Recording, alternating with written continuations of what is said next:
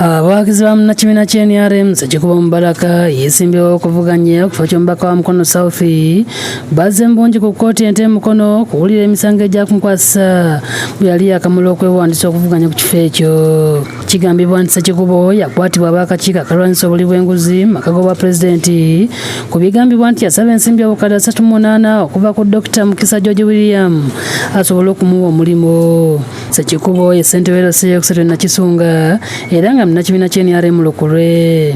Abakulembeze abaliyo tebatuula kugenda mu ofiisi zinyigiriza abantu abo zibayisa bubi kwogera nabo. Bo kye bakola babeere n'okuzannyira mu bantu oli n'agamba NRM ye banyigiriza ekibiina gundi kye kibanyigiriza so nga ate obeera nga aliwo poliisi ezze nga tefe bali nga bantu b'okiikirira gw'omubaka wa paalamenti gw'eddoboozi lyabwe. Ssekikubo aleeteddwa n'asimbibwa mu maaso g'omulamuzi wa kkooti ento Gerald Emong amusomedde emisango egivunaanibwa era bw'atyo n'amusindika ku alimanda e Kawuga okutuusa ng'ennaku z'omwezi 14 omwezi ogujja lw'anaakomezebwawo mu kkooti.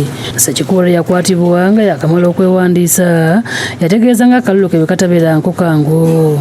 Nze siyitanko mu kalulu kangu leero boogera kino boogera kino naye era eventually mala n'enkawangu ate akalulu kagenda kunyangwira nti leero naze wa nsonga z'abantu ba Mukono South. David Musikalyankolo yakusakidde eggulu eno ku Lwabukedde TV.